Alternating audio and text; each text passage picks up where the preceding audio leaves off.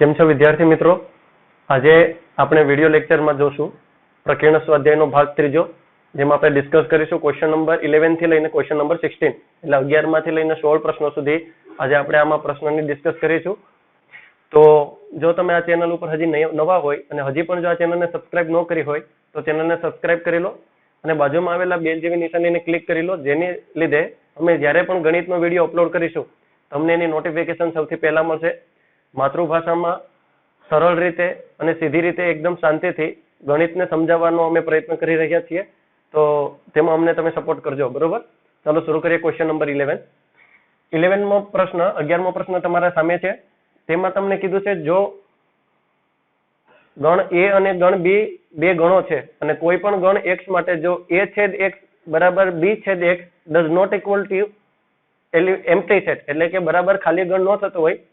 અહીંયા તમે એક વસ્તુ નોટ કરજો, અહીંયા મેં આ જે લખેલું છે તમારે એનસીઆરટી ની બુકમાં પણ આવી રીતનું જ દર્શાવેલું છે. બરોબર, પરંતુ અહીંયા મિસ્ટેક છે, આ ડઝ નોટ ઇક્વલ ટુ નથી, અહીંયા ખરેખર ઇક્વલ ટુ છે. એટલે આ તમે થોડું કરેક્શન કરી લેજો તમારી બુકમાં, એનસીઆરટી ની બુકમાં ભૂલ છે. પછી તમને એવું કીધું છે કે a અને x નો યોગ ગણ બરાબર b x નો યોગ ગણ થતો હોય તો સાબિત કરો કે a અને b સરખા છે. એટલે a યોગ x અને b યોગ x જો સરખા થતા હોય તો આપણે એ સાબિત કરવાનું છે કે a અને b સરખા ગણો છે. આગળ તમને એવું કીધું છે સૂચનમાં કે તમે a બરાબર a છેદ a યોગ x, એટલે આ વસ્તુ b બરાબર b છેદ b યોગ x, એક આ બીજી વસ્તુ, અને ત્રીજી વસ્તુ એમ કીધું છે કે વિભાજનના નિયમનો ઉપયોગ કરી શકો છો. આ વસ્તુ તો તમને સૂચનમાં આપી દીધું છે. બરોબર, અહીંયા તો તમને આપેલું છે સૂચન, એટલે કે તમને હિન્ટ આપી દીધી કે આ પ્રશ્ન તમે આવી રીતના સોલ્વ કરી શકો. ચાલો, તો બહુ સહેલો પ્રશ્ન છે. જો મને આ વસ્તુ આપેલી જ છે તો પછી હું આને ટેક કરી લઉં. તો અહીંયા આપણે સોલ્યુશન સ્ટાર્ટ કરીએ. a બરાબર a છેદ a યોગ x આવી રીતનું મને આપેલું છે. બરોબર, આ વસ્તુ મને આપેલી છે. હવે જુઓ, a અને x નો યોગ ગણ, a x નો યોગ ગણ અહીંયા છે.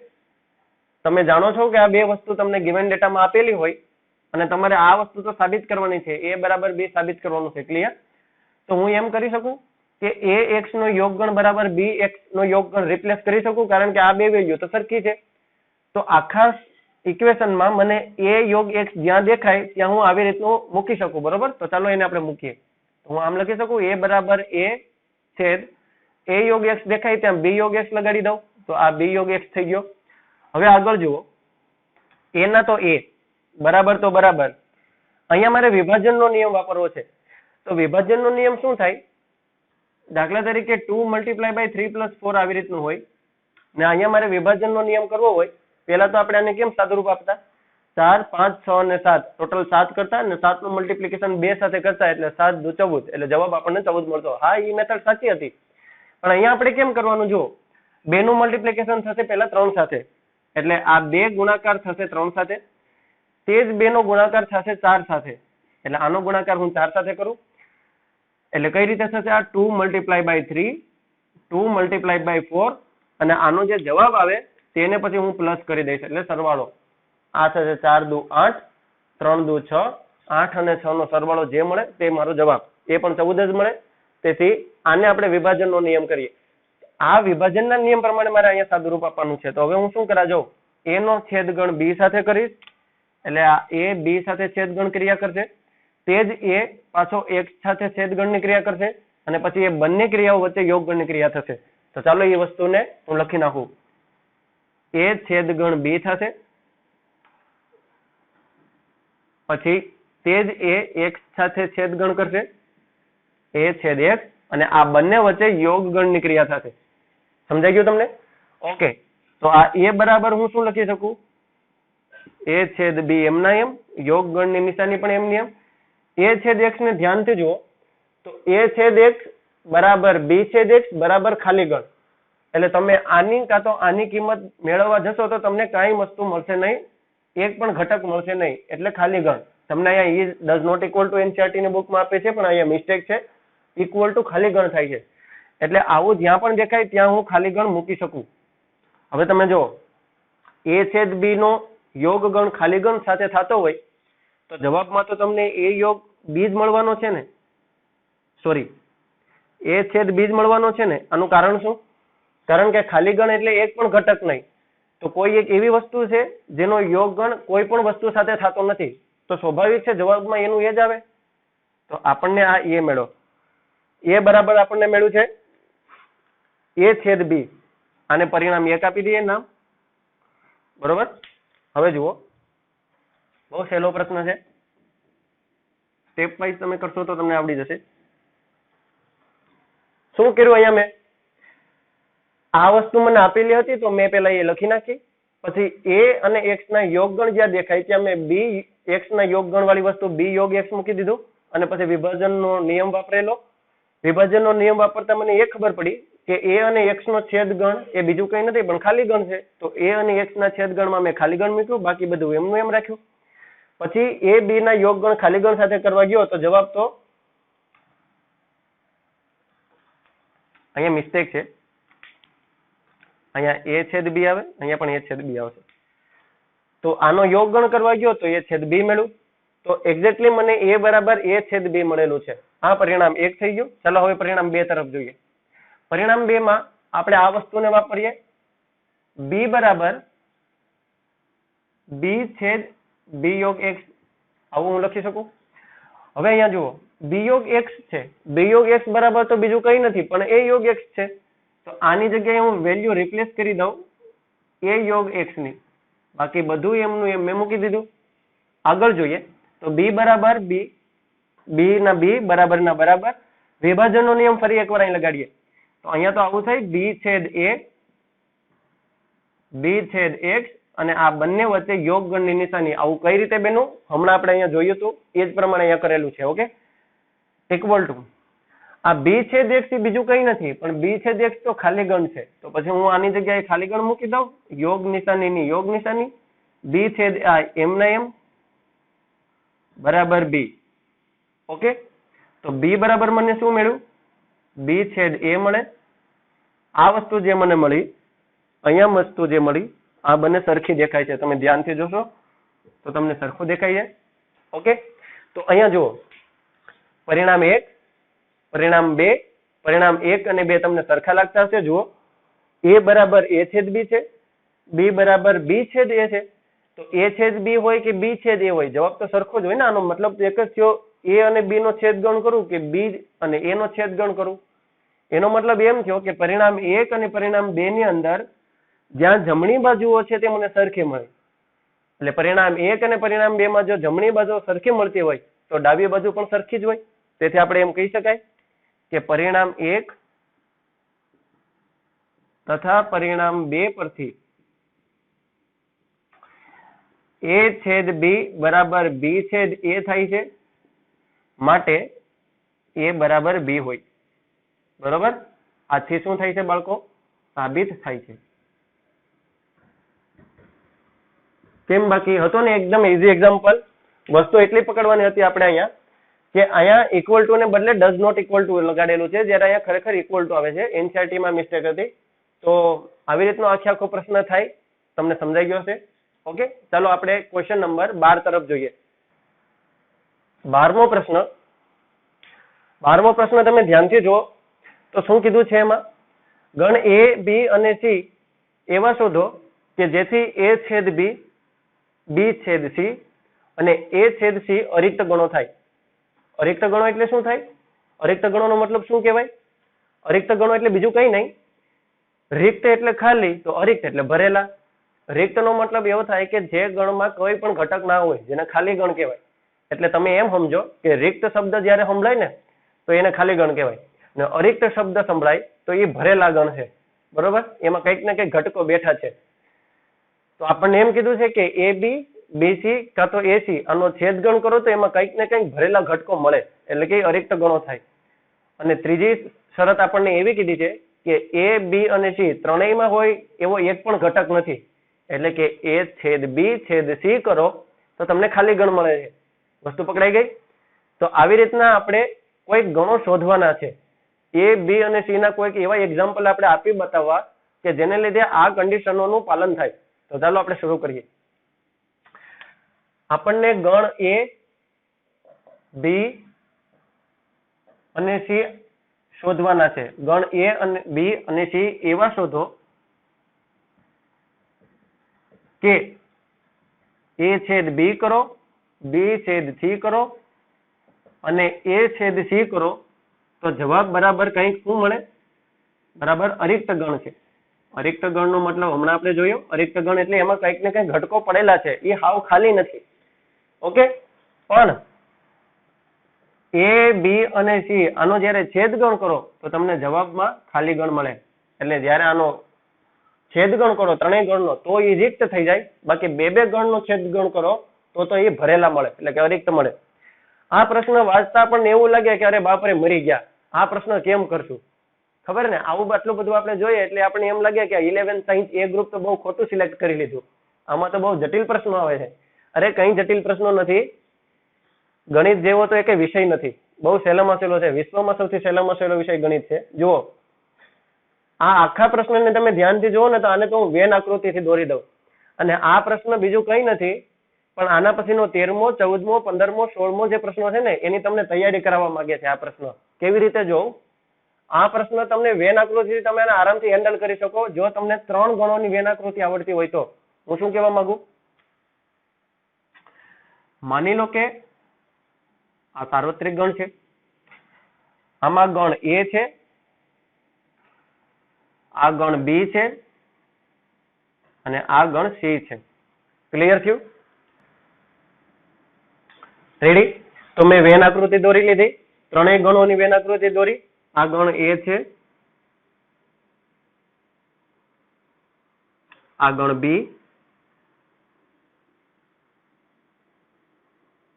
અને આ જે છે તે c ગણ છે. સમજાઈ ગયું તમને? ત્રણેય ગણો મેં દોરેલા છે. હવે અહીંયા જુઓ,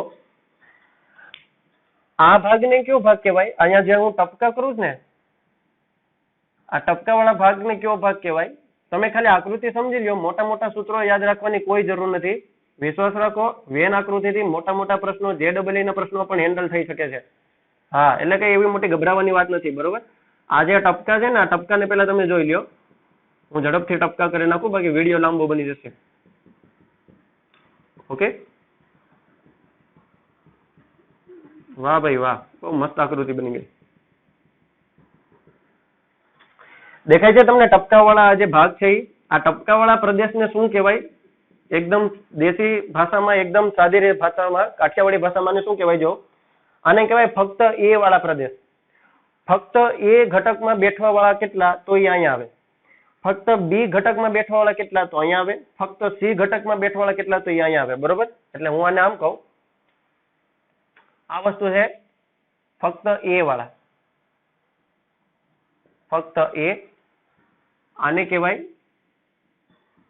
ફક્ત b ને આને કહેવાય ફક્ત c. ફક્ત c કાં તો માત્ર c કયો તોય ચાલે, માત્ર c વાળા. બરોબર? Okay, done. પછી આ વસ્તુ શું દર્શાવે? જો અહીંયા જ્યાં હું બ્લેક બ્લેક લીટી કરું, આ જે બ્લેક બ્લેક લીટી કરું, આ બ્લેક બ્લેક લીટીને શું દર્શાવાય? જુઓ, પેલા a અને b ની વાત કરી લો તો a અને b નો આ આખે આખો જો હું લીટી કરી દઉં તો આ તો છેદગણ થઈ જાય. હમણાં ઘડીક માટે આપણે આને પેલા હટાવી લઈએ. આ ભાગને ઘડીક માટે હટાવી લો તો તમને વધારે સમજાશે. બરોબર? આ લીટી વાળો બ્લેક કલર નો લીટી વાળો ભાગ છે એને શું કહેવાય? તો કે a અને b નો છેદગણ કહેવાય. a માં પણ હોય અને b માં પણ હોય એવા સરખા ઘટકો મેં અહીંયા ડિઝાઇન કરી દીધા. એ ઘટકો આમાં બેઠે. તો મારે તો આ ભાગની વાત કરવાની છે. આ ઉપર વાળો ભાગ છે એ કેટલો હોય? તો આને હું આમ લખી શકું કે ભાઈ a છેદ b. આ ભાગ છે એ a છેદ b છે. પણ વેઇટ, આ a છેદ b માં આ એક ઘટક આવી ગયો છે અહીં વચ્ચે વાળો, આ ભાગ આવી ગયો તો, ને આ ભાગ છે એને શું કહેવાય? હમણાં જે મેં આગળ રફ કરી નાખ્યો, ભૂંસી નાખ્યો, આને શું કહેવાય? a b અને c ત્રણેયનો છેદગણ કહેવાય. તો આમાંથી હું બાદ કરી નાખું a છેદ b છેદ c, તો મને આ વસ્તુ મળે.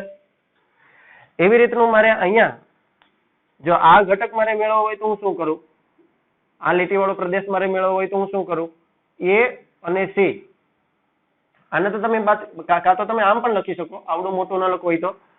આખો ગણ હતો એમાંથી મેં આ c ગણને કાઢી નાખ્યો તો માઇનસ c કરી દઉં. અહીંયા જુઓ, a અને c આનો છેદગણ કરું તો આ આખો ભાગ મળે, આવડો મોટો ભાગ મળે AC ના છેદગણમાં. પણ એમાંથી મારે બાદબાકી કરી નાખવું કોની? આખા બે ગણને હું આમ હટાવી લઉં એટલે આ આખું જો આટલું પાંચું અહીંથી આમ વયું જાય તો આ બે ગણ અહીંથી નીકળી ગયો. ક્લિયર થયું? એવી રીતનું મારે આનું લખવું હોય તો હું શું લખી શકું? આને તો આમ લખાય C અને B. C અને B નો છેદગણ કરો. C અને B ના છેદગણમાં તો આવડી બધી વસ્તુ મળે, આટલી બધી વસ્તુ મળે, આ બધું મળે એમાંથી મારે આટલો ભાગ હટાવી નાખવાનો છે. આટલો ભાગ હું ખેંચી નાખું. એ કયો ભાગ ખેંચ્યો મેં? એ. તો એની હું બાદબાકી કરી નાખું. તો આને આમ લખાય. હવે આ વચ્ચે વાળો જે વ્હાઈટ કલરનો ભાગ છે આમાં આપણે કોઈ ડિઝાઇન કરવાની જરૂર નથી, કારણ કે જો આની ડિઝાઇન કરવા જશો તો આકૃતિ એકદમ ખરાબ બની જશે. ઓલરેડી તો ખરાબ થઈ જ ગઈ છે, છતાં પણ વધારે આપણે એ કરવું નથી. આ જે ભાગ છે ને વ્હાઈટ કલરનો ભાગ, આ ભાગને ખાસ તમે યાદ રાખો. આને શું કહેવાય? આ વ્હાઈટ કલરના ભાગને કહેવાય A/B/C. ત્રણેય ઘટકમાં હોય તેવા સભ્યો અહીંયા બેઠા છે. તો 3 ગણ જ્યારે આપ્યા હોય ત્યારે આવી બધી કહાનીઓ આની અંદર બનતી હોય, આવી બધી વાર્તાઓ આની અંદર ફિટ થતી હોય. કયા પ્રદેશને શું નામ આપવું એની ખાસ આપણને સમજણ હોવી જોઈએ. હજી એકવાર કહું, A/B કરું તો આ આખો ભાગ મળે.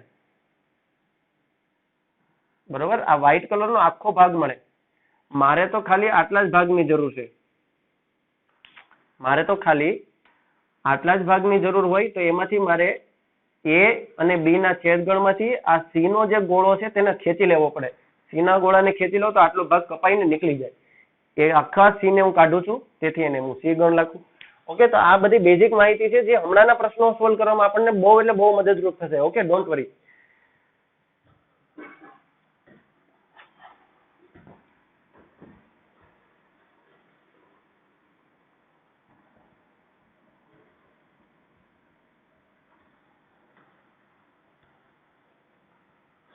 હવે આપણે આપણા પ્રશ્નો તરફ આવી જાય. ક્વેશ્ચન નંબર 12 માં. બરોબર? Question number 12.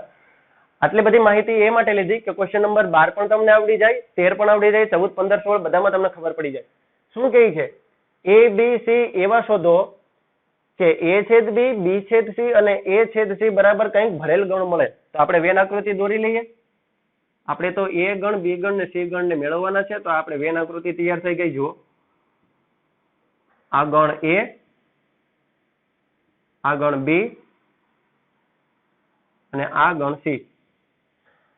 A/B કરું, B/C કરું અને A/C કરું તો મને એમાં કંઈક ને કંઈક અરિક્ત ગણ મળવા જોઈએ. એટલે A/B તો આ ભાગ થાય, B/C તો આ બધો ભાગ થાય. બરોબર? અને A/C એટલે આ બધો ભાગ થાય. તો તમે એમાં ધ્યાન દેજો. તો આ ભાગોમાં કંઈક ને કંઈક ગણો મળવા જોઈએ. એટલે આની અંદર કોઈક ને કોઈક બેઠેલા હોવા જોઈએ. વસ્તુ ક્લિયર થઈ ગઈ? હવે જો A, B અને C આ ત્રણેયનો છેદગણ કરું તો આ તો ખાલી ગણ થાય. ભાઈ આ વસ્તુને આપણે કઈ નજરે જોતા હતા? આકૃતિમાં આને કેવો ફોટો હતો? આનો આકૃતિમાં તો આનો આવો ફોટો હતો, આ વસ્તુ હતી. એટલે A/B/C માં ખાલી ગણવું જોઈએ. એટલે આમાં એક પણ ઘટક આની અંદર બેઠવો જોઈએ નહીં. એક પણ ઘટક આની અંદર ન બેઠવો જોઈએ. એનો મતલબ આપણો આખો પ્રશ્ન આવી રીતની ડિઝાઇન માંગે છે. ક્લિયર થઈ ગયું? હા, હવે તમે જુઓ, A ગણની અંદર અહીંયા બેસાડવાના છે, અહીંયા બેસાડવાના છે, પણ અહીંયા બેસાડવાના નથી. B ગણની અંદર અહીંયા બેઠશે તો ચાલશે, અહીંયા બેઠે તો ચાલે, અહીંયા બેઠે તો ચાલે, પણ અહીંયા બેઠે તો ન ચાલે. C ગોળાની વાત કરું, એટલે કે C ગણની વાત કરું તો અહીંયા બેઠે તો ચાલે, અહીંયા બેઠે તો પણ ચાલે, પણ અહીંયા બેઠવો જોઈએ નહીં. એવા આપણે ABC ગોતવાના છે. તો હવે આ આકૃતિમાં તમને સમજાઈ ગયું ક્યાં ક્યાં સભ્યોને બેસાડવાના છે? એટલી તમને સમજણ પડી ગઈ હોય તો હવે આ જ આકૃતિ હું ફરીથી એકવાર દોરી લઉં. બહુ સિમ્પલ છે. આ A થઈ ગયો, આ B થઈ ગયો ને આ C ગોળો થઈ ગયો, એટલે કે C ગણ થઈ ગયો. આપણે વચમાં કોઈને બેહાડવાના નથી. તો આપણે આપણી રીતે સભ્યો લખી નાખો. હું અહીંયા 1 લખી નાખું, પછી અહીંયા 2 લખી નાખું, અહીંયા 3 લખી નાખું, અહીંયા 4, અહીંયા 5, અહીંયા 6 થઈ ગયા. જો આ બધામાં હું બેસાડું પણ અહીંયા ન બેસાડું તો હવે આપણો જવાબ તૈયાર છે. જો A ગણમાં મેં ક્યાં ક્યાં સભ્યો લગાડ્યા? ચાલો બોલવા માંડો. 1, 2 અને 6. 1, 2, 6. B ગણની અંદર કોણ કોણ સભ્યો છે? જુઓ, 2, 3, 4. 2, 3, 4. ઓકે. અને C ગણની અંદર કોણ કોણ સભ્યો છે? C ગણની અંદર છે 5, 4, 5 અને 6. 4, 5 અને 6 સમજાઈ ગયું? હવે તમે આ 3 ગણના એક્ઝામ્પલ આની અંદર ફિટ કરશો તો તમને આવો જ કહાની આવી જ કન્ડિશન થશે. જો a છેદ b કરો તો અરિક્ત ગણ મળવો જોઈએ. અરિક્ત ગણ મળવો જોઈએ એટલે કંઈક ને કંઈક ભરેલો ગણ મળવો જોઈએ. તો તમે a છેદ b કરો, અહીંયા તમે a છેદ b કરો તો તમને શું મળે? a છેદ b બરાબર અહીંથી તમને શું મળશે? 2 6 છે, અહીંયા 2 3 4 છે, તો છેદ ગણમાં સરખા હોય સભ્યો એટલે અહીંયા આપણને 2 મળ્યું. 2 મળવાનો મતલબ એવો થયો કે આ ખાલી ગણ નથી પણ કંઈક ને કંઈક એમાં બેઠા. b છેદ c કરો, આ બે નો છેદ ગણ કરો તો 2 3 4 છે, અહીંયા 4 5 6 છે, તો આની અંદર પણ કોમન સભ્યો છે. જો b અને c માં પણ કોક ને કોક બેઠું. કોણ? તો કે ભાઈ એ 4 છે. જોયા તમે? અહીંયા 4 છે. a છેદ c કરો એટલે આનો છેદ ગણ કરો, a નો અને c નો છેદ ગણ કરો તો આમાં 1 2 6 છે, આમાં 4 5 6 છે, તો બંનેની અંદર જ્યારે હું a છેદ c કરું તો પણ મને 6 તો મળે જ છે. વસ્તુ પકડાઈ ગઈ? હા. એટલે આ ત્રણેય સભ્યોમાં અરિક્ત ગણ છે એટલે એકદમ આ ત્રણેય સભ્યો, આ ત્રણેયના મેં છેદ ગણ કર્યા, a છેદ b, b છેદ c, a છેદ c કર્યું તો હાવ ખાલી ગણ મળતા નથી ભાઈ, પણ કંઈક ને કંઈક મળે છે. આ વસ્તુ ફાઇનલ થઈ ગઈ. પણ a b c નો જ્યારે છેદ ગણ કરું તો ખાલી ગણ મળવો જોઈએ. આ ત્રણેયમાં એક પણ સભ્ય એવો છે જે ત્રણેયમાં હોય. 2 અહીંયા છે, 2 અહીંયા છે, 2 અહીંયા છે નહીં. 1 અહીંયા છે, 1 આમાં નથી, આમાં નથી. 6 આમાં નથી, આમાં છે, આમાં નથી, આમાં પાછા છે, પણ આપણે તો ત્રણેયમાં હોવા જોઈએ. એનો મતલબ a b અને c આ ત્રણનો છેદ ગણ કેવો મળે? ખાલી ગણ મળે. આપણો જવાબ આ હોવો જોઈએ. હવે તમે NCERT ની બુક ખોલીને પાછળ જવાબ જોશો તો આવો જવાબ નહીં હોય. ત્યાં 2 2 સભ્યો વાળા જવાબ હશે. બરોબર? તમે 4 4 સભ્યો વાળા પણ બેસાડી શકો. કોઈ એમ 1 2 6 અહીંયા 5 પણ મૂકે, અહીંયા 8 મૂકે, અહીંયા 9 મૂકે, તો કોઈ કઈ ભયભીત થવા વાળી વાત નથી. આના અલગ અલગ જવાબ હોઈ શકે. ઓકે, ચાલો હવે પ્રશ્ન નંબર 13 તરફ જોઈએ. ક્વેશ્ચન નંબર 13 શું કહે છે? 13મો પ્રશ્ન. એક શાળાના 600 વિદ્યાર્થીઓના સર્વેક્ષણમાં 150 વિદ્યાર્થીઓ એવા હતા જે ચા પીતા હતા. ઓકે, અને ચા અને કોફી બંને પીતા હોય. 100 વિદ્યાર્થીઓ એવા હતા જે ચા અને કોફી બંને પીતા હોય. કોફી અને ચા બંને પૈકી એક પણ નહીં પીનારા એટલે કંઈ પણ નહીં પીનારા વિદ્યાર્થીઓની સંખ્યા કેટલી હશે? બહુ સરસ એક્ઝામ્પલ છે 13મો. ચાલો એને આપણે શરૂઆત કરીએ. એક શાળામાં 600 વિદ્યાર્થીઓ સર્વેક્ષણમાં 150 વિદ્યાર્થીઓ હતા જે ચા પીતા હતા. તો ચા પીવા વાળાને તો હું કહું number of member which lies in the set T. T એટલે કે ચા. તો એમાં કેટલા બેઠા છે ભાઈ? ચા વાળા તો છે 150 વિદ્યાર્થીઓ. 150 વિદ્યાર્થીઓ છે જેને ચા ગમે છે. પછી કીધું છે 225 વિદ્યાર્થીઓ એવા છે જે કોફી પીતા હોય. કોફીને તો કહું C. તો કોફી પીવા વાળા કેટલા છે? 225. ઓકે, 225 કોફી વાળા છે. 100 વિદ્યાર્થીઓ ચા અને કોફી બંને પીતા હોય. આમાં અને શબ્દ છે વચ્ચે. જો ચા અને કોફી પીવા વાળા કેટલા છે? 100 વિદ્યાર્થીઓ છે. અને ને કહેવાય છેદગણ અને અથવા ને કહેવાય યોગગણ. આપણને તો અને આપ્યું. તો ભાઈ ચા પણ પીતા હોય અને કોફી પણ પીતા હોય, અને કહેવાય એટલે કે છેદગણ. તો આ છેદગણ તમને કેટલો આપ્યો છે? 100 એટલે કે 100. ઓકે, 100 વિદ્યાર્થીઓ એવા છે ચા અને કોફી બંને પીતા હોય. તો કોફી અને ચા બેમાંથી એક પણ ન પીવા વાળા વિદ્યાર્થીઓ કેટલા હશે? ચાલો જોઈએ. વેન આકૃતિ is the best way for solve the such type of question. આવા પ્રશ્નોને સોલ્વ કરવા માટે વેન આકૃતિઓ એકદમ બેસ્ટ છે. તો ચાલો આપણે વેન આકૃતિ પહેલા દોરી લઈએ. વેન આકૃતિ આવી રીતની બને. બે ગણની જ આમાં વાત કરવામાં આવી છે. ત્રીજો ગણ દેખાતો નથી. એક ચા વાળો છે, એક કોફી વાળો છે. તો આપણે ચા વાળા ગણને પહેલા દોરી લઈએ. આ ગણ એવો છે જેને હું T કહું. કોફી વાળાને C કહીએ. આ ગણ એવો છે જે કોફી વાળો છે. શું કીધું છે? T ગણ 150, C ગણ 225, T અને C બે પીતા હોય એવા 100. યાદ કરો તમે એ વિડીયો લેક્ચર, જો તમે બધા મારા વિડીયો લેક્ચર જોયા હોય તો મેં પર્ટિક્યુલર સ્વાધ્યાય 1.6 નું શૂટિંગ કરીને તમને તમારી સામે રજૂ કરેલું છે. એમાં બધા પ્રશ્નો એવા છે જે બે ગણ વાળા છે. જ્યારે બે ગણ આવતા હોય ત્યારે આપણે શું કરતા હતા? યાદ કરો, હંમેશા આપણે વચ્ચેથી શરૂઆત કરતા હતા, છેદગણથી. બરોબર? અહીંયા આપણને છેદગણ આપી દીધો 100. તો હું તો પેલા અહીંયા 100 લખી નાખું. આંખો બંધ કરીને આમાં 100 લખી નાખો. એટલે આ બે વસ્તુ પીવા વાળા તો 100 છે. Number of T 150. ટી ગણની અંદર 150 બેઠા છે એટલે આ ગોળાની અંદર કેટલા બેઠા છે? 150 બેઠવા જોઈએ. 100 તો ઓલરેડી બેઠી જ ગયા. જો 100 પણ આ ગોળાની અંદર આવી ગયા. તો ટી ના વર્તુળની અંદર જોવા જાવ તો 150 વિદ્યાર્થીઓ ચા પીવે છે. 100 તો ઓલરેડી પીવે જ છે ચા. તો હવે કેટલા ઘટે છે? 50. એટલે ફક્ત ચા પીવા વાળા કેટલા હોય? 50 હોય. હું શું બોલ્યો? ફક્ત ચા પીવા વાળા એટલે ખાલી આટલો જ પ્રદેશ અહીંથી આમ. વસ્તુ ક્લિયર થઈ છે? આ વસ્તુ. આગળ જઈએ. કોફી પીવા વાળા 225 છે. કોફીના વર્તુળની અંદર 225 હોવા જોઈએ. 100 તો ઓલરેડી છે જ. તો 225 થવા માટે હવે કેટલા ઘટે? 225 માંથી 100 વયા જાય તો વધે 125. આ 125 વિદ્યાર્થી કેવા છે? ફક્ત કોફી જ પીતા હશે. કોફી સિવાય કંઈ પીતા નહીં હોય. ચાલો હવે આપણને કીધું છે કે ટોટલ 100 વિદ્યાર્થીઓનું સર્વેક્ષણ કરવામાં આવ્યું. જો 100 વિદ્યાર્થીઓ 600 ઓકે ટોટલ 600 વિદ્યાર્થીઓનું સર્વેક્ષણ કરવામાં આવ્યું. એનો મતલબ મારા યુનિવર્સલ સેટની અંદર સાર્વત્રિક ગણની અંદર આ ચોરસની અંદર ટોટલ 600 બેઠા છે. એમાંથી આટલી ડિટેલ આપણે કાઢી લીધી. તો હવે વધ્યા કેટલા? તો સિમ્પલ છે. ચા પણ ન પીતા હોય અને કોફી પણ ન પીતા હોય, બેમાંથી એક પણ વસ્તુ ન પીવા હોય એવા વિદ્યાર્થીઓને આપણે ગોતવાના છે. તો હું પહેલા તો number of T union C નીકાળીશ. શા માટે આવું કરું છું? ટી અને સી એટલે ચા અને કોફીનો યોગ ગણ હું શા માટે મેળવું છું? હું એ સંખ્યા પહેલા મેળવું છું જે ચા પણ પીતા હશે અથવા કોફી પણ પીતા હશે અથવા તો બંને પીતા હશે. એટલે એ વેલ્યુ મને મળશે. એને હું 600 માંથી કાઢી નાખું તો બાકી બેચા હોય એ મને મળી જશે. હું ટી યોગ સી કાઢું તો ટી યોગ સી બરાબર કેટલા થાય? 50 વત્તા 100 વત્તા 125. આ કઈ રીતે આવ્યું?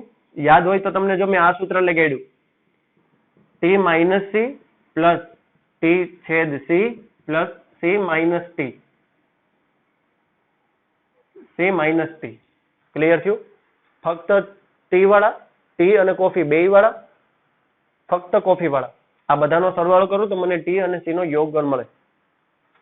આ તો તમને તો જ સૂત્ર સમજાશે જો તમે સ્વાધ્યાય 1.6 વ્યવસ્થિત જોયું હોય તો.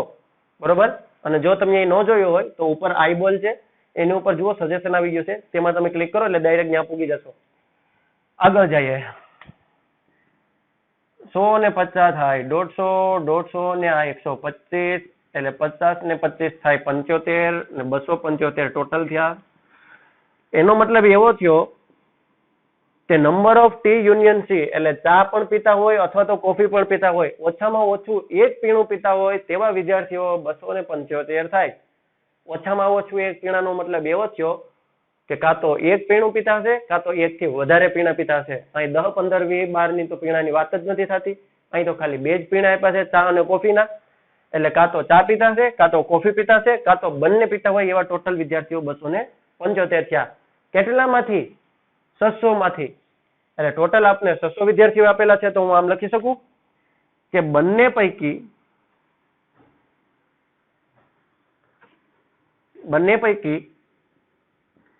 એક પણ પીણું ન પીવા વાળા વિદ્યાર્થીઓ બરાબર ટોટલ હતા 600 એમાં 275 કંઈક ને કંઈક પીવે છે. જે વેધો હોય આપણો જવાબ કેટલા વેધા હોય? 275 માં 25 નાખું તો થાય 300, 300 ને 300 થાય 600 એટલે ટોટલ 325 વિદ્યાર્થીઓ હોય. વસ્તુ ક્લિયર થાય? હવે આ જે 325 હોય ને એ ક્યાં હોય ખબર? 325 બેઠા હોય બારા, બે વર્તુળની બારા. અને હજી પણ જો થોડી બુદ્ધિ થોડાવીને કેવું હોય તો 325 ને શું કહેવાય? ટી સી ના યોગ ગણનો પૂરક ગણ. 325 બીજું કઈ નથી.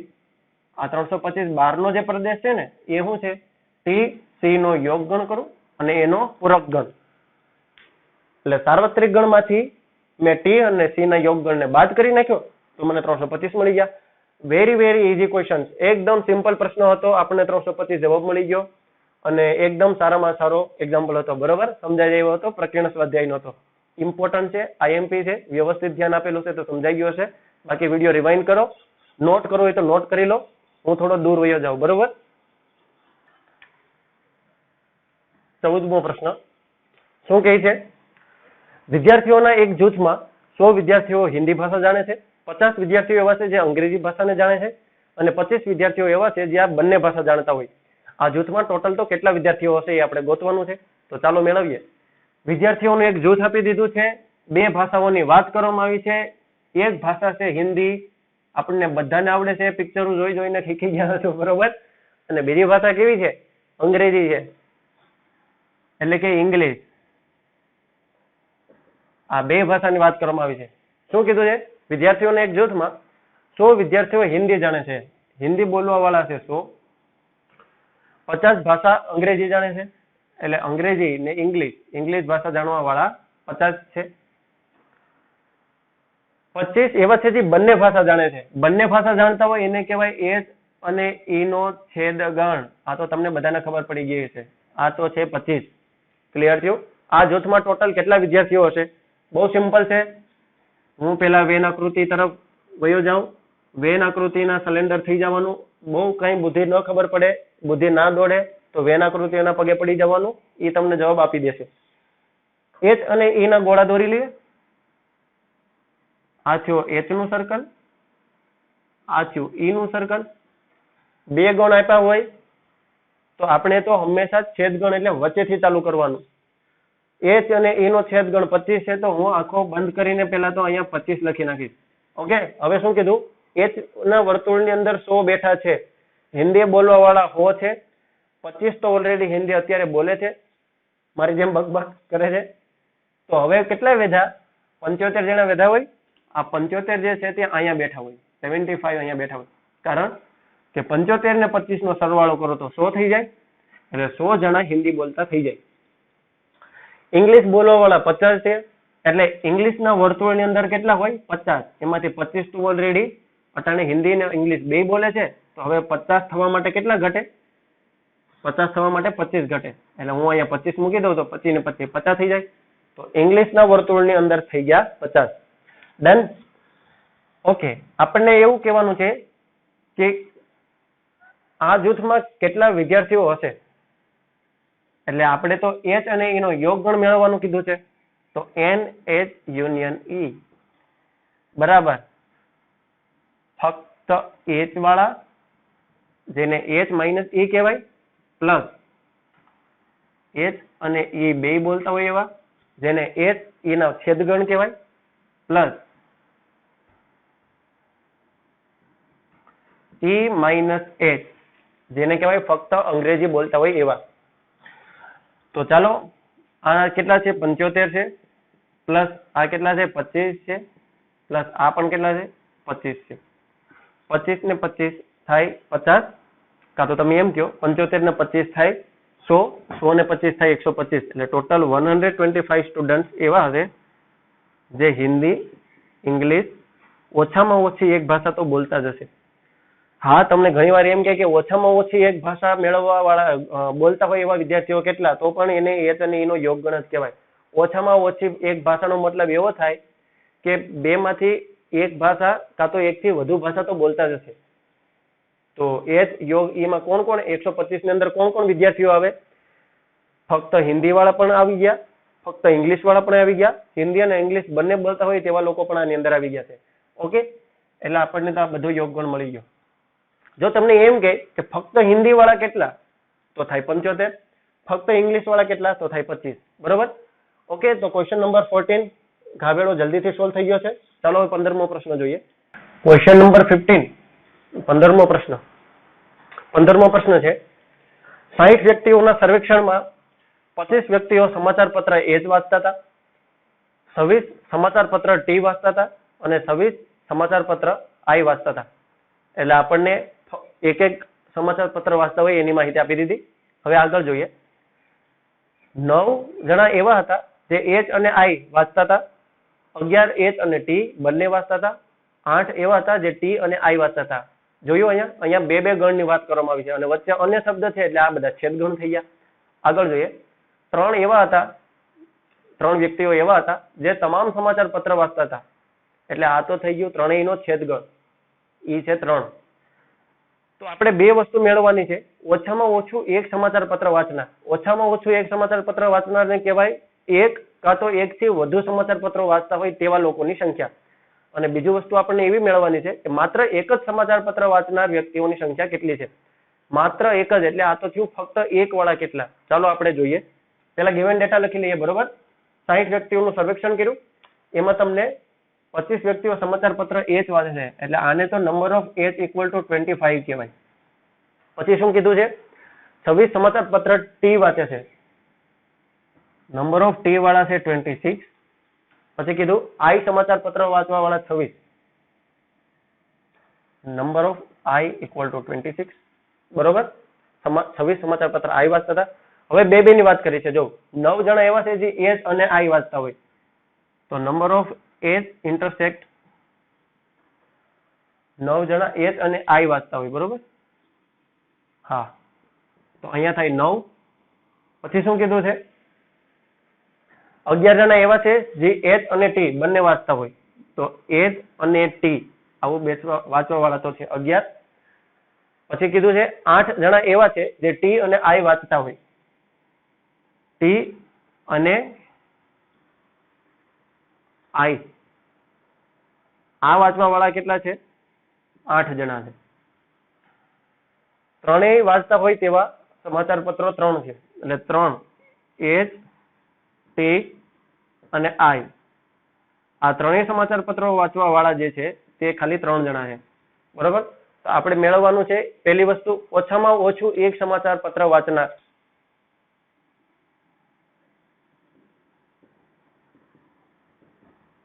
ઓછામાં ઓછું એક સમાચાર પત્ર વાંચનાર. અને બીજી વસ્તુ આપણે મેળવવાની છે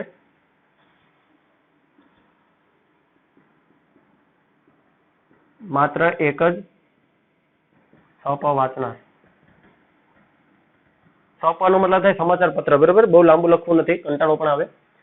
ઓકે, આટલી વસ્તુ થઈ ગઈ છે. ચાલો હવે આપણે આને વેન આકૃતિના સરળોમાં પડી જઈએ. વેન આકૃતિ ઇઝ ધ બેસ્ટ વે. અહીંયા તમે જો તો 3 સમાચાર પત્રોની વાત કરવામાં આવી છે, એટલે પહેલા તો આપણે 3 વર્તુળ દોરવા પડશે. આ થઈ ગયું એચ, આ થઈ ગયું ટી, અને આ સમાચાર પત્ર થઈ ગયું આઈ. જેમ આપણે 2 ગણ મિત્રો આપ્યા હોય તો 2 ગણ જ્યારે સોલ્વ કરીએ ત્યારે પણ આપણે વચ્ચે છેદ ગણથી શરૂઆત કરીએ. અહીંયા પણ સેમ ટુ સેમ આપણે આવું જ કરવાનું છે. આવા પ્રશ્નો જ્યારે પણ તમને પૂછાય કે જેની અંદર 3 ગણોનો સમાવેશ કરવામાં આવ્યો હોય, ધ્યાનથી સાંભળજો, બહુ ઇમ્પોર્ટન્ટ ટોપિક છે. જ્યારે 3 ગણો આપી દીધા હોય અને 3 ગણો જ્યારે સોલ્વ કરવાના હોય ત્યારે હંમેશા એક વાત યાદ રાખજો, ઊંધેથી પ્રશ્નને આપણે શરૂઆત કરીશું વાંચવાની અને આકૃતિમાં લખવાની. ઊંધેથી શરૂઆત કરો. એચ, ટી, આઈ ત્રણેયનો છેદગણ 3. હમણાં જ આપણે જોયું હતું કે ત્રણેયનો છેદગણ હોય એના આકૃતિમાં, જ્યારે ત્રણેયનો છેદગણ હોય ત્યારે એના આકૃતિમાં કેમ દર્શાવવો? આ વસ્તુ છે, અહીંયા છે 3. હવે ઉપર આ વસ્તુ થઈ ગઈ. હવે જોઈએ ટી અને આઈ નો છેદગણ 8 છે. ટી અને આઈ આનો છેદગણ તો આ વસ્તુ થાય આટલી બધી. ટી અને આઈ ના છેદગણમાં કેટલા છે? 8 છે. આની અંદર 8 બેઠવા જોઈએ. ઓલરેડી 3 તો બેઠી ગયા છે. જો તો 8 થવા માટે હવે કેટલા ઘટે? 5 ઘટે, કારણ કે 5, 6, 7 અને 8. તો હું બ્લેક કલર થી લખું, અહીંયા હોય 5, એટલે 5, 6, 7 અને 8. ટી અને આઈ ના છેદગણમાં 8 થઈ ગયા. તો આ વસ્તુ ક્લિયર થઈ ગઈ છે. પછી શું કીધું છે? એચ અને ટી નો છેદગણ 11 થાય, એટલે એચ અને ટી આનો છેદગણ કરું તો મને 11 મળે. એચ અને ટી ના છેદગણ એટલે આ આખો પ્રદેશ થાય. મારો હાથ તમને નડતો હશે, જુઓ. અહીંથી લઈ અને આટલી વસ્તુ કરો ને તો એ એચ અને ટી નો છેદગણ થાય. એમાં કેટલા બેઠાડવાના છે આપણે? 11 બેઠાડવાના છે. 3 તો બેઠા જ છે, તો 3 ને એમાંથી કાઢી નાખો તો 11, 10, 9, 8 જણા રહી. 8, 9, 10 અને 11. ઓકે, આ વસ્તુ ક્લિયર થઈ ગઈ. હવે શું કીધું? એચ અને આઈ આ બંનેમાં બેઠવા વાળા છે 9. એચ અને આઈ માં બેઠવા વાળા 9 છે. 3 તો ઓલરેડી બેઠી ગયા. આ આખાની જો હું વાત કરું તો આની અંદર તો 9 તમારે બેસાડવાના છે. 3 તો ઓલરેડી બેસી ગયા. તો હવે કેટલા ઘટે છે? 6 ઘટે. તો 6 ને હું અહીં રાખી દઉં. 6, 7, 8 ને 9 થઈ ગયા. એચ અને આઈ ના છેદગણમાં 9. Okay, clear. 9. હવે શું કીધું? ફક્ત, સોરી, આને ફક્ત નો કહેવાય. આખા આઈ ગણના વર્તુળની અંદર 26 જણા બેઠા છે. આખા આઈ વર્તુળની અંદર 26 બેઠા છે. જુઓ આ આઈ નું જે મેં વર્તુળ દોર્યું એમાં 26 ને બેસાડવાના છે. તો અટાણે આપણે અંદર આ આઈ વર્તુળની અંદર ઓલરેડી અટાણે કેટલા બેઠા છે? જુઓ 6 ને 4 10, 10 ને 3 13, 13 ને 1 14. 26 બેસાડવાના હતા, 14 તો ઓલરેડી બેઠી ગયા છે. હવે ઘટે કેટલા? 14 ને 6 20, 20 ને 6 26, એટલે 6 ને 6 થાય 12. અહીંયા 12 જણા બેઠા હોય. તો તમે આનો ટોટલ કરો તો તમને 26 મળશે. જો 12, 13, 14, 15, 15 ને 5 20, 20 ને 6 26 થઈ ગયા ને. આઈ ના સર્કલ ની અંદર 26 થઈ ગયા. સમજાઈ ગયું ને? બહુ એટલે બહુ સિમ્પલ છે. 3 ગણ વાળા એક્ઝામ્પલ આવે એટલે બાળક ભયભીત થઈ જાય, માછલીની જેમ તડપવા માંડે. આપણે આવું કાંઈ કરવાનું નથી. વેન આકૃતિઓ સમજી લો વ્યવસ્થિત રીતે એટલે આરામથી આ પ્રશ્નો સોલ્વ થઈ જાય. ટી ગણમાં 26 બેઠા. ટી ના વર્તુળની અંદર 26, એટલે આ વર્તુળની અંદર તો 26 બેઠા છે. આની અંદર 26 બેઠા હોય તો અત્યારે કેટલા બેઠા છો ગણી લો. 8, 9, 10, 10 ને 5 15 ને 1 16. આની અંદર ટોટલ 16 બેઠા છે. આપણે તો 26 ને બેહાડવાના છે.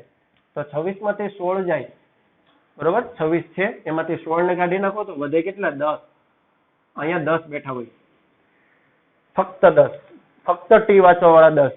તો 10 ને 5 15, 15 16 17 18, 18 ને 8, 18 ને 8 થાય 26. એચ માં બેઠવા વાળા 25. એચ વર્તુળની અંદર 25 બેઠા છે. જો આની અંદર 25 બેઠા હોય તો અટાણે કેટલા બેઠા છે? જો આ એચ ના ગોળાની અંદર અટાણે કેટલા બેઠા છે? 8, 8 ને 3 8, 9 10, 10 ને 6 16, 16 ને 1 17. અટાણે અહીંયા 17 જણા બેઠા છે. આપણે 25 ને બેઠાડવાના છે તો 17, 18 19 20, 20 ને 5 25, એટલે 5 6 7 અને 8. અહીંયા ટોટલ 8 જણા બેઠા હોય. ગણી લ્યો તો આનો ટોટલ થશે 25. 8 ને 8 16, 16 17 18 19, 19 ને 1 20, 20 ને 5 25. તો થઈ ગયા 25. તો આપણી વેન આકૃતિ હવે તૈયાર થઈ ગઈ. હવે આપણે બે વસ્તુનો જવાબ મેળવવાનો છે. ઓછામાં ઓછું એક સમાચાર પત્ર વાંચનાર. અહીંયા અંડરલાઈન કરવા જેવો શબ્દ આ છે. ઓછામાં ઓછું, મોટા ભાગનાની વિકેટ અહીંયા પડી જાય. ઓછામાં ઓછું એક સમાચાર પત્ર વાંચનાર એટલે એ શું કરે? 8 નો 10 નો અને 12 નો સરવાળો કરીને વહી આવે. કેમ કે આ બધા ફક્ત એક એક વાળા જ છે. જુઓ, પણ એમ ન થાય. ઓછામાં ઓછું નો મતલબ એવો થાય કે એક સમાચાર પત્ર વાંચનાર, બે સમાચાર પત્રો વાંચનાર, કાં તો 3 સમાચાર પત્રો વાંચનાર. એટલે કહેવાનો મતલબ ઓછામાં ઓછું એક જ્યારે કહે, આમ તો અંડરલાઈન અહીં સુધી કરાય. ઓછામાં ઓછું એક કહે ને એનો મતલબ તમે એમ સમજો, એક વાળા કાં તો એક થી વધુ જે વાળા. પેલા આપણે એક એક વાળાને પકડી લઈએ તો 8, 8 10 12, 8 10 12 વત્તા બે વાળા. બે વાળા કેટલા છે? જુઓ 8, 6 અને 5. આ એવા લોકો છે જે બે વાળા છે. તમે એમ કહો સાહેબ 3 પણ આવી જાય ને? જો 3 પણ એચ વાંચે છે ને ટી વાંચે છે. હા આવી જાય, પણ એ 3 એવા છે જે ત્રણેય વાંચે છે. પેલા આપણે બે વાળાની વાત કરીએ, પછી 3 નું વાત કરશું. બે વાળા કેટલા છે? 8, 6 અને 5. તો અહીં લખી નાખું 8 + 6 + 5 વત્તા ત્રણેય વાંચતા હોય એવા તો છે 3. તો અહીં હું 3 કરી દઉં. આનો ટોટલ કરું તો જવાબ કેટલો મળે? આનો તમે ટોટલ કરશો એટલે તમને જવાબ મળશે 10 ને 10 20, 3 ને 2 5, 5 ને 5 10, 10 ને 10 20, 20 ને 10 30, 30 ને 8 ને 6, 8 ને 8 16, 30 ને 36 ને 6 10 40, 50 ને 2 52. આ ટોટલ 52 થાય. સમજી ગયા તમે? હવે આપણે જોઈએ માત્ર એક જ સમાચાર પત્ર વાંચનાર. ખાલી એક જ સમાચાર પત્ર વાંચવા વાળા કેટલા છે? જુઓ 8 એવા છે જે આ પ્રદેશની અંદર બેઠા, 10 એવા છે જે આ પ્રદેશની અંદર બેઠા છે, અને 12 એવા છે જે આ પ્રદેશની અંદર બેઠા છે. એનો મતલબ એવો થયો કે 8, 10 અને 12 એવા લોકો છે જે માત્ર એક જ સમાચાર પત્ર વાંચે છે. એને બીજા કોઈ સમાચાર પત્ર એને લાગે વળગે નહીં. તો આપણે એને લખી નાખીએ 8 + 10 + 12. તો ટોટલ કેટલા થયા? 8 9 10, 10 ને 10 20, 20 ને 10 30. એકમાં જવાબ આવે 52, એકમાં જવાબ આવે 30. ઓછામાં ઓછું એક સમાચાર પત્ર વાંચવા વાળા 52 જણા છે, જ્યારે માત્ર એક જ સમાચાર પત્ર વાંચવાની ટેવ રાખતા હોય એવા 30 જણા છે. ઓકે, જો તમને એવું કીધું હોય કે બે સમાચાર પત્ર વાંચવા વાળા કેટલા, તો તમારે કોનો સરવાળો કરવાનો? બે સમાચાર પત્ર વાળા, 8 નો, 6 નો ને 5 નો સરવાળો કરવાનો. એમાં 3 નો આવે. ઓછામાં ઓછા 2 સમાચાર પત્ર વાંચવા વાળા જો એમ કીધું હોય તો એમાં 3 નો સરવાળો આવે, કેમ કે એ 2 થી વધુ છે. Okay, I hope you understand very well this question. 15મો તમને વ્યવસ્થિત રીતે સમજાઈ ગયો હશે. ચાલો હવે આપણે છેલ્લો પ્રશ્ન 16 તરફ આગળ વધીએ. લાસ્ટ ક્વેશ્ચન 16મો પ્રકીર્ણ સ્વાધ્યાયનો છેલ્લો પ્રશ્ન છે. એક સર્વેક્ષણમાં 21 વ્યક્તિઓ ઉત્પાદન એ પસંદ કરે છે અને 26 ઉત્પાદન બી પસંદ કરે છે. આપણે સાથે સાથે લખતા જઈએ, બરોબર? 21 વ્યક્તિઓ ઉત્પાદન એ પસંદ કરે છે એટલે આને નંબર ઓફ એ કેટલા છે? 21. પછી કીધું છે 2 ઉત્પાદન વાળા, પછી કીધું છે C ઉત્પાદન વાળા, બરોબર? આ એક ગણ વાળા છે. B ઉત્પાદન વાળા છે 26. પછી કીધું છે 29 ઉત્પાદન C પસંદ કરે છે. 29 જણા છે જે ઉત્પાદન C પસંદ કરે છે. પછી એવું કીધું છે જો 14 વ્યક્તિઓ ઉત્પાદન A B બંને પસંદ કરતા હોય, A અને B બંને પસંદ કરવા વાળા છે 14.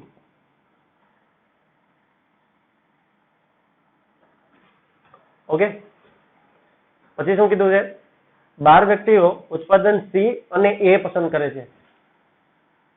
C અને A, અને છે એટલે છેદગણ આવશે. C અને A પસંદ કરવા વાળા 12 છે. ઓકે, પછી એવું કીધું છે 14 વ્યક્તિઓ એવા છે જે ઉત્પાદન B અને C પસંદ કરે છે. B અને C, અને એટલે પાછો છેદગણ, ને એ કેટલા છે? 14 જણા છે. તો 14 જણા એવા છે જે B અને C પસંદ કરે છે. 8 વ્યક્તિઓ ત્રણેય ઉત્પાદન પસંદ કરતી હોય, ત્રણેય ઉત્પાદનને તો કહેવાય A છેદ B છેદ C, ને એવા 8 વ્યક્તિઓ છે જે ત્રણેય ઉત્પાદન પસંદ કરે છે. તો માત્ર ઉત્પાદન C પસંદ કરવા વાળા કેટલા? બરાબર, શું મેળવવાનું કીધું છે જુઓ. માત્ર, જેને ઘણી વખત ફક્ત પણ કહેવાય, બરોબર, માત્ર C ઉત્પાદન વાળા કેટલા? પ્રશ્ન સમજી જ ગયા હશો તમારે શું કરવાનું છે. આમાં મારે વધારે ટકટક કરવાની જરૂર નથી. આપણે વ્યવસ્થિત રીતે વેન આકૃતિ મોટામાં મોટી બધાને દેખાય એવી રીતે દોરી લઈએ. ઓકે, ઉત્પાદન A નો ગોળો, ઉત્પાદન B નો ગોળો, અને આ ઉત્પાદન C નો ગોળો. ઉલટેથી ચાલુ કરીએ તો A, B અને C ત્રણેયનો છેદગણ 8, એટલે અહીંયા આવે 8. B અને C નો છેદગણ 14. B નો અને C નો છેદગણ એટલે આ આટલો ભાગ થાય. આટલા ભાગની અંદર તો કેટલા બેઠવા જોઈએ? 14 બેઠવા જોઈએ. 8 તો ઓલરેડી બેઠી ગયા છે. તો 8, 9 ને 10, 4 ને 2, 6. કલર બદલાવી નાખીએ. અહીંયા બેઠા હોય 6 જણા. તો જુઓ 8 ને 6 કેટલા થાય? 14 થયા. તો B અને C માં 14 બેઠી ગયા. હા, શું કીધું છે પછી? C અને A નો છેદગણ 12 થાય. C અને A, ઓકે, C અને A આ બે નું છેદગણ કરો તો 12 જણા થાય. એટલે આટલા ભાગની અંદર તો 12 જણા બેઠવા જોઈએ. 12 જણા બેઠાડવાના છે. 8 તો બેઠી ગયા. હવે કેટલા ઘટે? 8, 9, 10, 11, 12, 4 જણા ઘટે. આ બધી વસ્તુ ક્લિયર થતી જાય છે. A B ના છેદગણમાં 14 છે. A ના અને B નો છેદગણ કરું તો એમાં તો ટોટલ 14 જણા થવા જોઈએ. 8 તો ઓલરેડી ખુરશી નાખીને બેઠા છે. જો આની અંદર તો 14 જણા થવા જોઈએ. 8 તો થઈ ગયા. તો હવે કેટલા ઘટે ભાઈ? 14 થવા માટે તો ઘટે 4 નાખો તો 12 થાય. 13 ને 14 એટલે 6 જણા ઘટે. અહીંયા 6 ઘટતા હતા, અહીં 6 ઘટે. આ બધું રાઈટ થઈ ગયું. C ગણની અંદર 29 જણા છે. C ના ગોળાની અંદર 29 બેઠવા જોઈએ. C વર્તુળમાં જો 29 બેસાડવા હોય તો અટાણે 18 તો બેઠા છે. જો 6 ને 4, 10 ને 8, 18. 18 બેઠા છે, 29 બેસાડવાના છે. તો 29 માંથી હું 18 ને બાદ કરી નાખું. 29 માંથી જો 18 જાય તો કેટલા રહે? અહીંયા 1, અહીંયા 1 એટલે 11 રહે. તો આ 11 જણા ફક્ત C માં હોય. 11 જણા ફક્ત C માં હોય. એટલે માત્ર ઉત્પાદન C પસંદ કરવા વાળા કેટલા હોય? આપણને જવાબ હાજર થઈ ગયો. જો 11. આ આપણો જવાબ મળી ગયો. શું કીધું તું? ફક્ત C માં હોય. આ 11 જણા એવા છે જે આ ટપકા વાળા રિજિયનમાં બેઠા છે ભાઈ. આ ટપકાવાળા રિજિયનની અંદર આ પ્રદેશની અંદર બેઠા હોય એવા 11 જણા છે. જેનો મતલબ તમે એમ સમજો કે આને બીજા કોઈ ઉત્પાદન હારે લાગે વળગે નહીં. આને 11 જણા છે આવા. ઓકે, જો તમને એમ કીધું હોય કે ફક્ત, હવે આપણે આગળ જઈએ પ્રશ્નમાં, થોડું એડિટિંગ કરીએ. માત્ર એટલે કે ફક્ત બી ઉત્પાદન વાળા કેટલા? ફક્ત બી ઉત્પાદન, આવું કઈ પ્રશ્નમાં કીધું નથી. આ તો તમને વધારે કોન્સેપ્ટ ક્લિયર થાય. ઉત્પાદન બી માત્ર બીજ વાપરતા એવા 26. આની અંદર 26 થવા જોઈએ. 8, 6 ને 6 12, 8 9 10, 6 ને 6 12, એટલે 6 ને 6 12 ને 8 તો થાય 20. જો 6 ને 6 12, 12 ને 8 થાય 20. બી માં છે 26. જો બી ના ગોળામાં 26 હોય, 20 જણા ઓલરેડી બેઠા છે, તો હવે 6 જણા ઘટે, એ અહીંયા બેઠા હોય, તો ફક્ત બી વાળા હોય 6. જો તમને એમ કીધું હોય કે ફક્ત એમાં કેટલા છે, તો 6 ને 4 10, 10 ને 8 18. આની અંદર 18 બેઠા છે, જ્યારે 21 બેહાડવા જોઈએ. 21 બેહાડવાના છે. 6 ને 4 10 ને 8 18 છે. 19 20 ને 21 3 વ્યક્તિઓ ઘટે, તો માત્ર કાં તો ફક્ત એ ઉત્પાદન વાળા કેટલા છે? 3. આવી રીતના તમે અલગ અલગ રીતે જવાબ તમે કરી શકો. પ્રશ્ન પૂછાઈ શકે, ભયભીત થવાનું કોઈ કારણ નહીં. મેથ્સ ટૂલ્સ ચેનલ તમારી સાથે છે, આવી રીતનું સોલ્યુશન થઈ શકે. ઓકે, આજના વિડીયો લેક્ચરમાં આપણે પ્રજ્ઞા સ્વાધ્યાય સંપૂર્ણ રીતે પૂરું કરી નાખ્યું. હવે આ પ્રશ્નનો જો મને સમય મળશે તો 100% હું JEE ના ક્વેશ્ચન્સ લઈને આવીશ તમારી સામે. એ લેક્ચર તો બહુ લાંબો હશે, 1 કલાકનો. બરોબર, JEE માં પૂછાઈ ગયેલા પ્રશ્નો અને કેવી રીતના પૂછાય છે એવા બધા MCQ તમારી સામે રજૂ કરીશ. તો જો તમને મારું કામ ગમતું હોય તો ચેનલને સબસ્ક્રાઇબ કરી લો, બાજુમાં આવેલી બેલ જેવી નિશાનીને ક્લિક કરી લો, અને વિડીયો સારો લાગતો હોય તો લાઈક કરવાનું ભૂલતા નહીં, અને તમારા મિત્રો સુધી પણ એને પહોંચાડો, જેને લીધે એ લોકો પણ આ ગણિતના જ્ઞાનથી વંચિત ન રહી જાય. બરોબર, આજે આપણે ચેપ્ટર અહીંયા પૂરું થાય છે. ગણ ચેપ્ટર સંપૂર્ણ પૂરું થઈ ગયું છે. ગણ ચેપ્ટરમાં મને નથી લાગતું કે હવે તમને કોઈ પણ પ્રકારનો ડાઉટ હોય. બરોબર, અહીંયા આપણું ગણ ચેપ્ટર પૂરું થાય છે. હવે આના પછીનો આપણે ચેપ્ટર નેક્સ્ટ ચાલુ કરશું. કયું ચેપ્ટર ચાલુ કરવાનું છે એ હું તમને નથી કહેવાનો, સસ્પેન્સ છે. બરોબર, જ્યારે નવો વિડીયો લેક્ચર હશે ત્યારે તમે જોઈ લેજો. તો તમારું ધ્યાન રાખજો. ત્યાં સુધી બાય બાય.